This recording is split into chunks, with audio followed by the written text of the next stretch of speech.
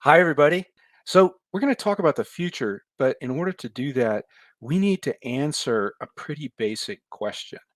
Why does technology change? And if you look back over history, there is one driving factor which comes up again and again and again. It's cost. So, cheaper things tend to win out over more expensive things. What does cost mean? Well, practically speaking, when you're, in your cubicle or working at home or, at meetings, cost plays out in a bunch of different ways, like shorter time to market, greater flexibility, more elasticity, and particularly lower prices. All of these are important factors when we think about how much technology costs to deploy and use effectively. So, with that definition, let's turn to analytic databases, which is our field of inquiry at this conference, among many other things. And folks, proprietary analytic databases have a cost issue. Here's just a couple examples taken off, for example, the famous $300 BigQuery query, or people asking about how to control costs on Snowflake. Why do they do that? Well, let's look at one of these implementations. We'll start with Snowflake. So, and here's an interesting fact that you probably weren't aware of. Did you know that Snowflake bills CPU for your queries at up to 60 times over cost? That's a pretty outrageous number. And I know that there's probably people on this call or on this in OSACON that are very familiar with Snowflake cost, but you probably weren't aware of this metric. So I need to prove this to you. And what I'm going to do is actually dig in a little bit and show you how Snowflake works and what the real underlying costs are. So looking at Snowflake, this is a really innovative database. In fact, outside of open source, it's probably my favorite analytic database. And the reason for that is it introduced this huge innovation, which is to store large amounts of data on object storage. Snowflake was really the first database to do this in an effective way. And the advantage of this for users is object storage is cheap. And if you use Snowflake, in fact, they bill it out at something pretty much approaching to the cost that you would pay yourself, which is anywhere from $20 to $40 per terabyte per month. Now, what they do with that storage is they then run virtual data warehouses on top of it. So these you can think of as something akin to VMs, and they bill out at anywhere from $2 to $4 an hour. So there's a notion that this is a unit of compute, and it probably corresponds to something in Amazon or in other clouds that we could actually find out the price for and then begin to make some cost comparisons. Fortunately for us, because Snowflake doesn't document this, there was a bug. And that bug a couple years ago, showed that these Snowflake credits of whatever they're running on happen to be Amazon C5D 2X large instances. The great thing about this is it gives us a price because we can just go look that up, and the on-demand price for that is about 38 cents an hour. So we compare that back to the Snowflake credits, which are 2 to 4, and we immediately get a price differential of 5 to 10x more expensive. So what we have here, object storage cheap, compute expensive. We can go a little bit deeper though. Let's just focus on compute and figure out, okay, how can we reduce that cost as much as possible? We're not going to do the exercise where we say, oh, what if I built it myself from pieces and built my own racks and, invented my own power supplies. We're not going to do that at all. We're just going to go to a hosting provider like Hetzner and just ask the question, well, how much does equivalent compute cost there? And at Hetzner, which is famous for having relatively inexpensive compute that's easily accessible, a similar piece of hardware would actually bill out at about 6 to 7 cents an hour. That's where we get the number that the compute costs on, if you run the math, this shows that Snowflake compute is actually 30 to 60 times more expensive. This is a huge price differential. And the question is, what are the consequences for technology of having this type of variation in the underlying cost versus what's delivered to customers? Before we do that, it's worth asking, can Snowflake fix this themselves? And I think the answer to that is probably not easily. And the way to get that is actually not to look at technology, but just to think a little bit about how their business is run. And fortunately, there's a bunch of information available that actually allows us to figure out about what a company like Snowflake pays for their cloud resources. It's about 5x what the markup to customers is actually about 5x what they're paying. How do we know that? Well, we know how much money they bring in, how much revenue they collect. We can also figure that's reported every quarter. There's a nice little Form 10F that you can go read. The other thing is they made a big deal with Amazon recently for $2.5 million of committed spend. So we know what the spend numbers are, and fortunately, the articles in the that announced that also gave us a way of figuring out what they're spending on other platforms. You run the arithmetic, and you get cloud costs that turns out to be about 20% of revenue, or 5 times their cost. So there's a persistent across the board. They need to bill at about 5x what uh, their underlying cost, and that further means that if they're going to make object storage and other things like it cheap, something else has to be expensive. In this case, it's compute. And that's sort of baked into their business model. Without making fundamental changes, it's hard to see how that will change. So we have a persistent cost differential that looks like it's kind of built into the business model as well as the technology. And the question is, how do tech markets deal with that? Just like the internet routing around damage, we can think of markets now responding to this challenge. How do they do it? Well, revolutions. This is basically you know what what drives major changes in the IT industry. So let's look back over history and let's just look at a couple times where this happened. Um, let's talk about mainframes. How many of you on this call are building new systems that you're going to deploy on a mainframe? I'll bet you the number is zero. And the reason for that is mainframes are very, very expensive and they're not very flexible. They come in units of one. And rather than use that, you'd in fact like to go buy a bunch of Dell or Supermicro servers, put them in a rack. You can locate them anywhere you want. You can build different combinations. This is a much, much more flexible model, and it's vastly cheaper in most cases than running a mainframe.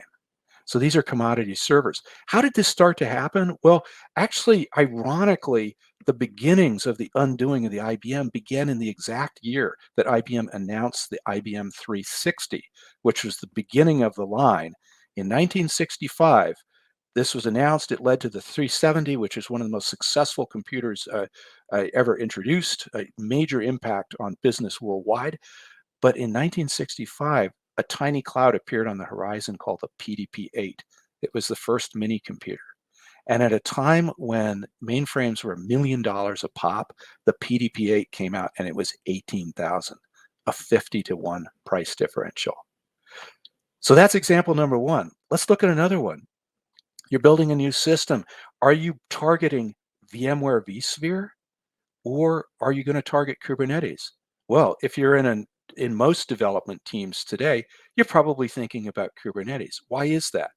Again, VMware, incredible innovation at the time. In fact, VMware brought its own cost savings because it allowed people to to utilize high performance servers much better, often leading to 5 or 10 x reductions in the amount of hardware that they needed to run. But over time, this has been superseded by Kubernetes, which for reasons that we'll show you is vastly cheaper to run and also much more flexible, and it corresponds to the way that people develop applications today. So coming back to analytics, if you're building a new system today, would you use Snowflake with this high cost differential, or would you use something else? Well, let's have a look. What would the alternatives be? Well, there's a bunch of them. And this conference is devoted to telling you what they are. I've just given you the logos of the databases that we have covered in talks at OSACon, but there are many more besides this. Just to be clear, they're not all like the PDP-11 when it came out. It was nowhere near as capable as a mainframe. many of these databases don't do all the things that Snowflake does. But if you solve a problem that if you find one that can solve your problem, it's a great substitute for Snowflake. Now, the fact is that you can't just switch Snowflake out, because we don't just run databases. We run stacks. We build entire applications that do useful things for customers. And the great thing about open source, and this is where the real power of the open source movement is there's not just a substitute for the database, there is a substitute for virtually everything in the analytics stack.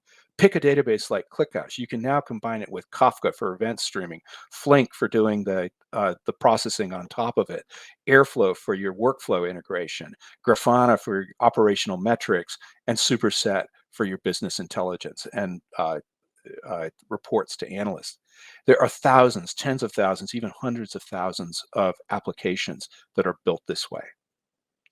So so we have a substitutable product here that we can use. The question is, how can we actually deploy this effectively and give people a path to building these systems so that they can capture these new efficiencies? And the answer to that, in one word, is Kubernetes. Kubernetes is what makes these stacks feasible to operate. And Kubernetes is a many splendored thing. It just has a huge number of useful features, but I just want to point out a few of them that are truly significant when we look at its effect on innovation in IT. There's automation, the fact that it helps with stack construction. There's portability, the fact that it runs virtually anywhere and looks more or less the same. And then there's scheduling and auto scaling. These are important. These are important characteristics, and what they do is they mean that Kubernetes, which is billed as an open source platform for managing container-based applications, is in fact extremely effective and has been widely adopted. Let's dig into a few of the features of Kubernetes and show some proof points for this. So the first one is cost economics. And since the whole point of this talk and the whole idea behind IT innovation is that you're seeking lower costs, Kubernetes is really important because it has built-in ability to achieve cost efficiency. I don't know how many of you are familiar with Kubernetes on this call. I hope more after or on this in this talk, but I hope many more will be. But here are just some interesting properties that Kubernetes gives you. First of all, it allows you to have dynamic compute, to be able to allocate compute when you need it, when your applications scale up, and release it again when they scale down. This is done through provisioners. It has scheduling. So you have the VMs for compute, and then you want to do bin packing to use them as efficiently as possible so that you don't have machines that are going unused. It has compute storage separation, so there's no implicit connect or no direct connection between the compute, the representation using pods, which is the resource for something that does computation, versus a persistent volume, which is storage. So you can actually change these things independently, which gives you flexibility and elasticity. And finally, there's dynamic storage. So same as compute, you can automatically allocate storage when you need it and automatically release it when you're done.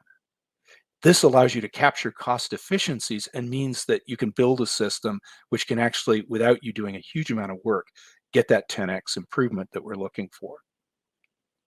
Second thing, this is equally important. Kubernetes allows you to build stacks in a way that previous systems did not. It's relatively easy to automate, and moreover, Kubernetes itself has innovated in ways that make management much easier. One of the key ways that Kubernetes has improved things for databases and data-related applications is operators. These are basically, because Kubernetes is extensible, you can build new types of resources representing databases, representing workflow systems, and then you can deploy them with a relatively simple description, and a lot of the basic management is just taken care of for you by the operator code. So what's sprung up around that is a large number of other tools that then allow you to implement what's called GitOps, where you hold the code that defines your system in GitHub or GitLab, and then systematically deploy it out to Kubernetes, to various Kubernetes clusters. And these clusters are these applications that are deployed are not just the database, but all the other parts that build a full stack. Moreover, one of the patterns of use that we see across many of our customers is it doesn't have to be all Kubernetes. You can, from if you need to, actually still use SaaS services, switch them out, and then have the rest of it in Kubernetes. So it's a very, very flexible model and supported by increasingly good automation. Third thing, Kubernetes, it used to be it was new and it was hard to find people who could run it and understood how to build systems. Not true anymore. So if you just look at some basic statistics on Kubernetes, the adoption is astounding. This is something we see constantly. At least half of our users are on Kubernetes one way or another. And in fact, that matches the numbers that we get from the Cloud Native Computing Foundation. So 50% of the Fortune 100 have adopted it as their in-house default. For smaller businesses, the percentage is much higher. The core Kubernetes project is incredibly popular. It has over 100,000 stars. And there's something like the CNCF estimates there are millions of developers who in one way or another are working in and around Kubernetes applications. And the size of the ecosystem is enormous. As of November, there were 173 projects under the umbrella of the Cloud Native Computing Foundation with something like 150,000 contributors. That means there's a huge amount of innovation in addition to software that solves a bunch of useful problems. Final thing, Kubernetes used to be hard to run. I think anybody who's been at who started early ran it themselves. And like a lot of systems, like VMware, for example, VMware is great to run on, but it's really hard to be the administrator. You need specialists. Same thing true of Kubernetes. That is a problem that is now largely solved in the cloud. You can go to any of the major public clouds as well as many of the smaller ones, or even specialized clouds like Civo that are specifically devoted to Kubernetes. In the major public clouds, running a Kubernetes cluster costs you $10 cents an hour. That's $73 a month. Cluster can be any size. Of course, you have to pay for the compute and storage that you use, but you'd pay for that anyway. The point is that the management cost for running Kubernetes and administering it is going to be less than 1% of the average US IT salary for one person. This is about as close to free as you can get in this type of market. So what do we have? We've got expensive incumbents. In the cloud, we have 10x cheaper substitutes. And through Kubernetes, we have a viable path to capture the savings.